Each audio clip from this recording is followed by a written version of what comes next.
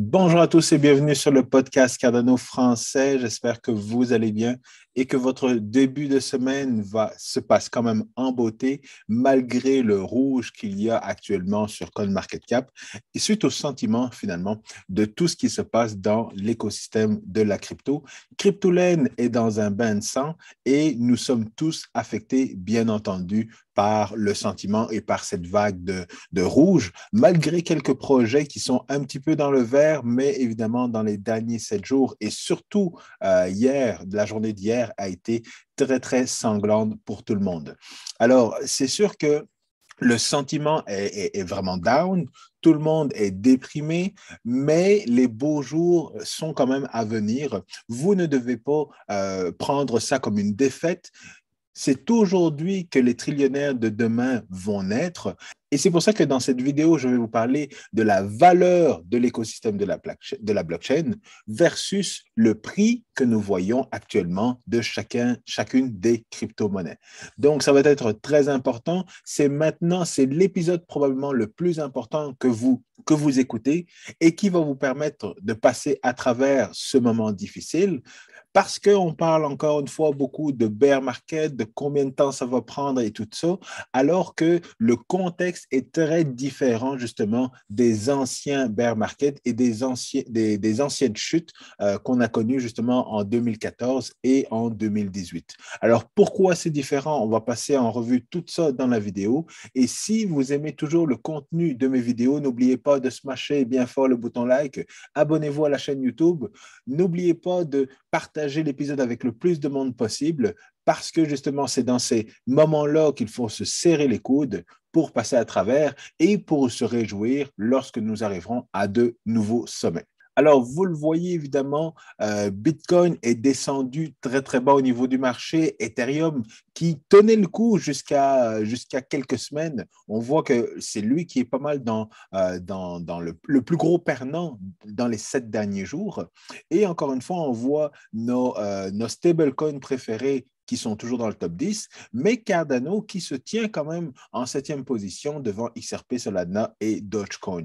Donc, on voit que justement, les projets qui sont toujours très actifs et les projets dans lesquels on croit, et bien évidemment, eux sont toujours stables dans le top 10. Et c'est ça qui est important parce que quand on arrive à passer à travers ces moments difficiles, et qu'on reste dans le top 10, eh bien, c'est là qu'on voit qu'on devient un blue chip.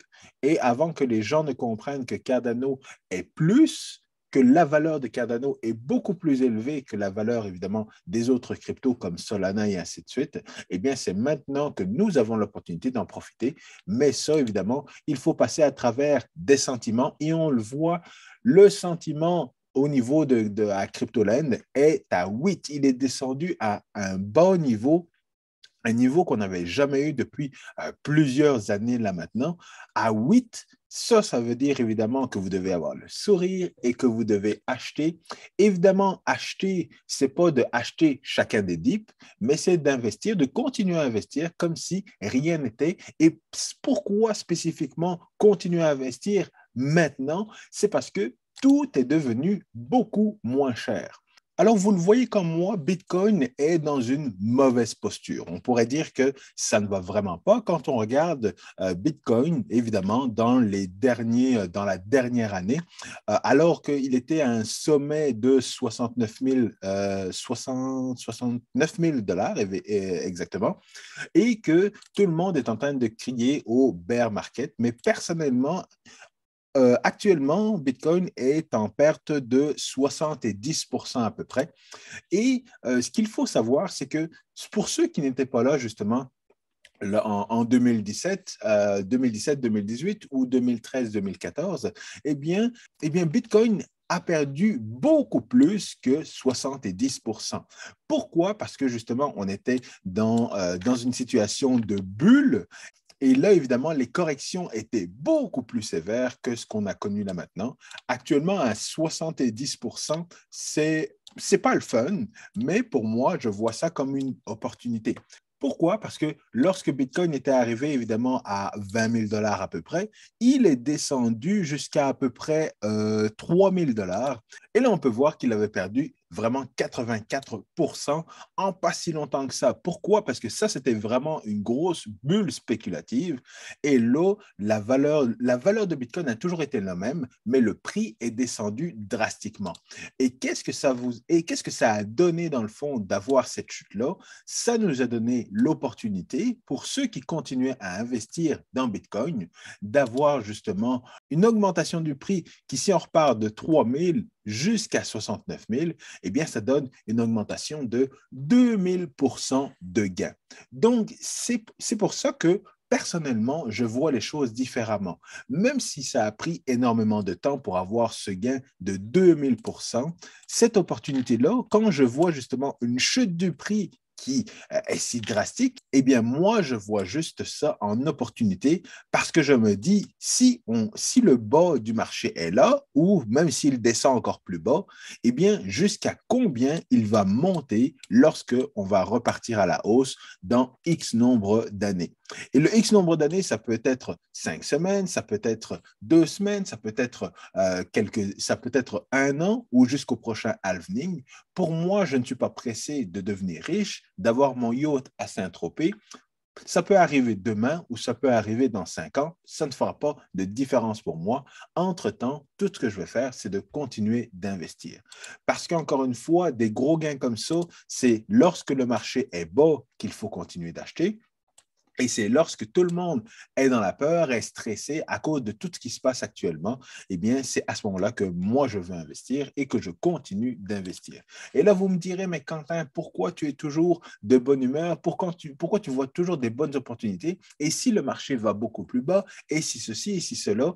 Et pour ça, ben, je regarde d'autres marchés comme le S&P 500.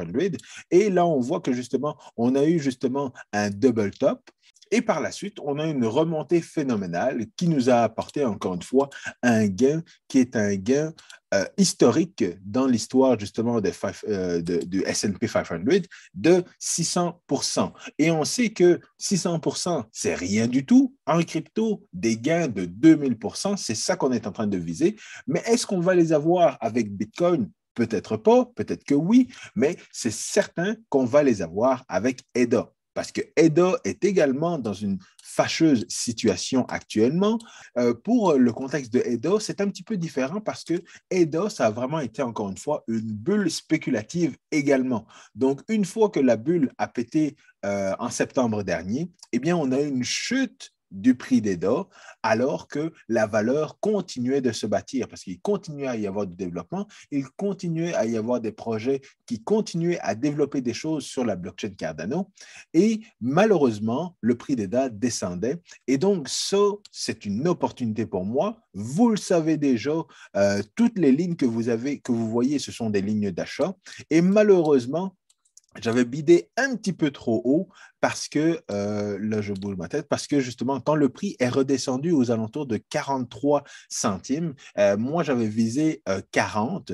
Mon ordre d'achat n'est pas passé, mais ce n'est pas plus grave que ça. J'ai remonté un petit peu mon ordre d'achat, j'ai redescendu un ordre d'achat. Donc, que ça monte ou que ça descende, je suis content dans les deux situations.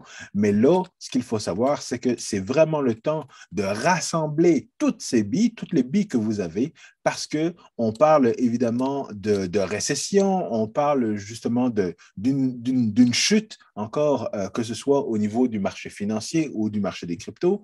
On parle d'une hausse du taux d'intérêt au niveau de la Banque centrale américaine dans les prochaines semaines. Donc, il continue à y avoir de la frayeur au niveau, dans l'économie mondiale. Et ça, évidemment, il va y avoir des répercussions autant au niveau de la bourse que du côté de Bitcoin et des crypto-monnaies. Et donc, c'est pour ça qu'à ce moment-là, ben, il faut changer de stratégie. Et la stratégie, c'est justement d'accumuler le plus de crypto possible, mais avoir le cash, évidemment, pour pouvoir acheter à tous les niveaux. Parce que quand ça va remonter, ça va remonter. Et le 3 dollars qu'on a vécu ici, on va l'avoir oublié. Exactement la même chose que Bitcoin à l'époque. Le 20 000 dollars de Bitcoin, il a été oublié très rapidement lorsqu'il est monté à 70 000. Et évidemment, avec les manipulations de la Fed et tout ça, on est redescendu à 20 000 dollars, mais quand on va remonter, le 70 000 dollars, il va être oublié lorsqu'on va arriver à 120, 150 ou 200 000 dollars pour le prix du Bitcoin. Parce que comme notre ami de MicroStrategy l'a mentionné, si Bitcoin ne va pas à zéro, il s'en va à 1 million. Et si Cardano, justement, n'est pas un shitcoin, ça veut dire que c'est une crypto qui va remplacer Ethereum dans les prochaines années. Mais si on revient encore une fois sur cette idée de la valeur versus le prix, parce qu'actuellement, le cerveau humain est drôle et la psychologie de chacun des individus est encore plus drôle parce que lorsqu'il y a de la frayeur sur le marché à cause du prix, eh bien, le sentiment envahit l'être humain et commence à le faire paniquer. Alors, à moins que vous soyez justement contraire à la norme et que vous voyez le prix et que vous rappeliez de justement voir si les différents fondamentaux pour Bitcoin, Ethereum, Cardano et ainsi de suite sont toujours là, c'est à ce moment-là que vous allez comprendre que le prix ne reflète pas la valeur des différents actifs et que à ce moment-là, vous avez un bargain. C'est exactement la même chose que si vous aviez justement une Porsche et que cette Porsche était au prix d'une Mercedes ou au prix d'une Toyota, mais que Porsche garde la même renommée, la même mécanique, rien ne change et que le prix descend. Qu'est-ce que vous allez vous dire? Vous allez vous dire, ben, c'est une opportunité, il faut que j'achète cette Porsche parce que si je ne l'achète pas maintenant, le prix va remonter et j'aurai manqué ma chance. C'est exactement la même chose que vous devez faire au niveau de Bitcoin et des crypto-monnaies. Vous devez évaluer si justement tous les fondamentaux de Bitcoin et de Cardano sont toujours là. Le hash rate continue d'augmenter et d'exploser au niveau de Bitcoin. Les transactions continuent d'augmenter. L'adoption, on parle d'adoption en termes de wallets qui ont actuellement 0,01 Bitcoin, wallets qui ont actuellement 0,1 Bitcoin, wallets qui ont actuellement 1 Bitcoin plus que 1 Bitcoin. Tous ces éléments-là sont en train d'augmenter. Donc, il y a de plus en plus de gens qui comprennent que le prix est moins cher et que c'est maintenant qu'il faut acheter parce qu'ils veulent continuer d'accumuler justement plus de Bitcoin dans leur wallet. Donc, tous ces indicateurs-là indiquent que Bitcoin et que les crypto-monnaies continuent d'être un actif qui est meilleur en termes de rentabilité que tous les autres actifs, que ce soit l'immobilier, que ce soit la bourse, que ce soit, je ne sais pas, les autres, l'or ou l'argent, ou peu importe, eh bien, Bitcoin reste le meilleur actif dans lequel vous devez investir pour les prochaines années. Et c'est cette métrique-là que vous devez analyser. Et lorsque vous voyez le prix ou des crashs, eh bien, à ce moment-là, vous devez comprendre que vous ne regardez que le prix n'est plus l'équivalent de la valeur, mais que le prix est moins cher que la valeur de cet actif-là. Et là, ça risque de s'empirer. Pourquoi? Parce qu'actuellement, les grosses institutions voient le prix du Bitcoin descendre, ils comprennent qu'il commence à y avoir de la frayeur au niveau des différents investisseurs et ils vont être en mesure de faire descendre le prix du Bitcoin encore plus bas en déclenchant des cascades de liquidation. Donc, toutes les personnes qui font des longs ou des shorts au niveau du Bitcoin, et donc toutes ces personnes-là qui ont emprunté, mettons, du Bitcoin ou emprunté de l'argent et qui ont mis leur Bitcoin en collatéral, eh bien, toutes ces personnes-là, s'ils ne veulent pas que leur Bitcoin se fasse liquider sur le marché, ils doivent rajouter de l'argent pour garder leur prêt. Sinon, leur Bitcoin, leur collatéral, va se faire vendre sur le marché. Et donc, tous ces gros investisseurs-là, ils voient toute cette pression, ils vont continuer à mettre de la pression sur toutes les personnes parce que le prix du Bitcoin est en train de descendre. Et ça, c'est ce qu'on appelle des cascades de liquidation. Et c'est ce qui va faire en sorte qu'il y a un risque que le prix de Bitcoin descende encore de plus en plus. Personnellement, je vois ça de deux manières parce que, encore une fois, on a cette bonne résistance quand même au niveau du Bitcoin qui est au niveau de 20 000 dollars et actuellement, on est rentré justement dans cette zone-là. Mais ça ne veut pas dire que le Bitcoin ne peut pas descendre plus bas que 20 000 dollars. Et ça, ce serait quand même historique. Mais on a quand même la possibilité qu'on crée un bear trap, donc on descend plus bas. Et à ce moment-là, tout le monde se dit que bon, ben, Bitcoin est descendu en dessous de 20 000 dollars, fait donc il va repartir à 15 000 ou peut-être 12 000 ou peut-être 10 000. Mais ça va juste être une attrape parce qu'il va y avoir plein de whales qui vont commencer à acheter du Bitcoin, acheter du Bitcoin, acheter du Bitcoin. Et justement, ces gros investisseurs aussi qui vont créer des cascades de liquidation, ils vont vendre leur Bitcoin à peut-être 20 000 dollars en sachant que Bitcoin va redescendre jusqu'à 15 000 et à 15 000, ils vont racheter beaucoup plus de Bitcoin que s'ils avaient attendu ou s'ils avaient accumulé du Bitcoin à 20 000 dollars. Donc, sachant ça, qu'est-ce que vous pensez que je vais faire? Je ne vais pas vendre mon Bitcoin, je ne vais pas vendre mes EDA, mais je vais me faire des ordres aux alentours de 15 000 ou moi, c'est plus du EDA que je risque d'acheter. Donc, je vais me mettre des ordres aux alentours de 25 centimes, 30 centimes, même plus bas, on ne sait jamais. Et lorsqu'il va y avoir ces cascades de liquidation, même si il se passe au niveau de Bitcoin, eh bien, il va y avoir de l'impact au niveau des altcoins et Cardano risque de subir la même chose, mais ça va juste être des mèches qui descendent et qui remontent rapidement. Et donc, je vais pouvoir profiter d'acheter du Bitcoin, d'acheter des ADA moins cher et en avoir plus pour mon argent, évidemment, parce que mon objectif dans la vie, c'est d'être multimillionnaire en ADA.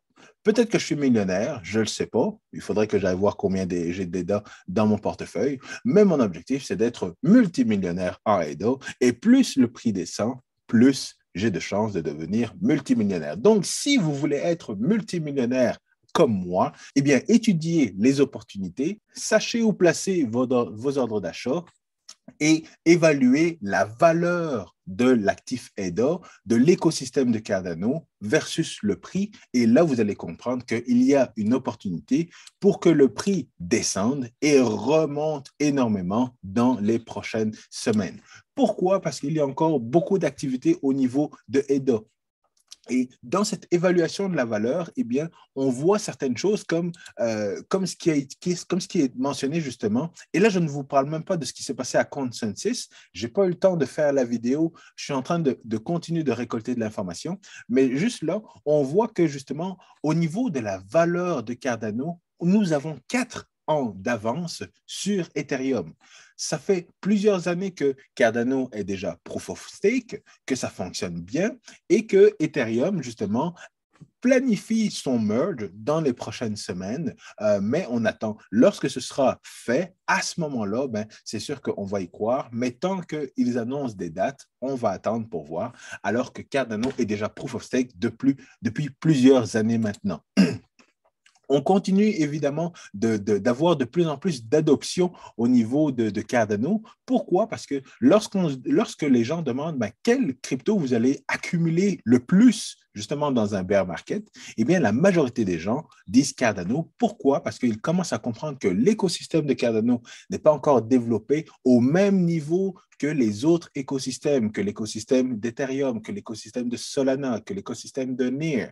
Donc, le DeFi n'est pas encore aussi développé et Cardano, avec IOHK et tous les projets, continue à développer justement le DeFi sur Cardano. Donc, plus il y aura de DeFi, plus il y aura de demandes pour l'actif EDA.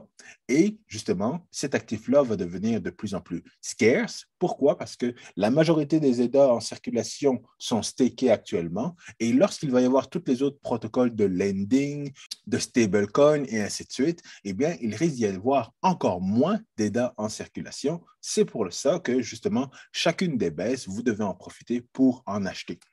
Il y a également le fait qu'il n'y a jamais eu de hack sur la blockchain Cardano. Donc, il y a eu zéro EDA de volée sur la blockchain Cardano en utilisant un contrat intelligent ou quoi que ce soit, alors que sur la blockchain Ethereum, il y a eu 4 milliards de dollars, sur la blockchain Binance, il y a eu plus de 7 millions, Solana, presque 400 millions.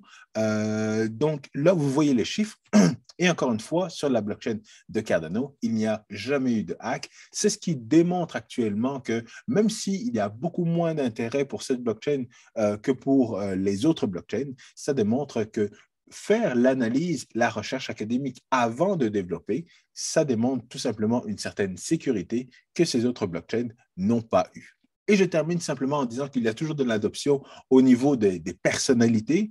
Vous avez peut-être écouté le dernier talk avec Martin Lawrence. Alors, je l'ai écouté, et ça c'était évidemment la semaine dernière. Je, je vous dirais honnêtement que je n'étais pas très, très impressionné. Martin Lawrence était plus à répondre vaguement aux questions, à dire qu'il est intéressé par la blockchain, les NFT, tout ça. Donc, toutes les buzzwords, il a pu les placer lors de la discussion avec Charles Hoskinson. Mais ce qu'on peut voir, c'est qu'il lance tout simplement des NFT sur la blockchain Cardano avec, je ne me rappelle plus quel projet en tant que tel. Ce n'est pas si important que ça. Mais donc, il continue à y avoir de l'adoption au niveau de la blockchain Cardano, même si justement, il continue à y avoir un crash, même si on s'en va plus bas au niveau du prix. Cardano continue de développer la valeur qui ne reflète pas le prix actuel, mais qui va le refléter dans le futur. Donc, pour ça, soyez très attentifs. Continuez justement à avoir des diamond hands, continuez à avoir une mentalité de trillionnaire. J'ai toujours l'énergie du trillionnaire, mais pour que ça devienne vrai, il faut investir là maintenant. Donc, continuez à investir de manière régulière et nous rediscuterons de tout ça dans quelques années autour d'un petit verre sur un yacht à Saint-Tropez. Alors, je termine là-dessus. N'hésitez pas à liker encore une fois la vidéo, la partager et abonnez-vous à la chaîne YouTube. Soyez forts, c'est un mauvais moment à passer, mais il va passer comme toutes les autres crashs qu'on a connus dans le passé. J'ai été là, j'ai survécu et si j'ai actuellement le nombre d'aidas que j'ai, c'est parce que malgré les situations difficiles, j'ai continué à investir et donc c'est pour ça que je vous passe ce message. Je suis là avec vous chaque jour. N'hésitez pas à me contacter si vous en avez besoin et je vous dis à très bientôt. À la prochaine. Peace.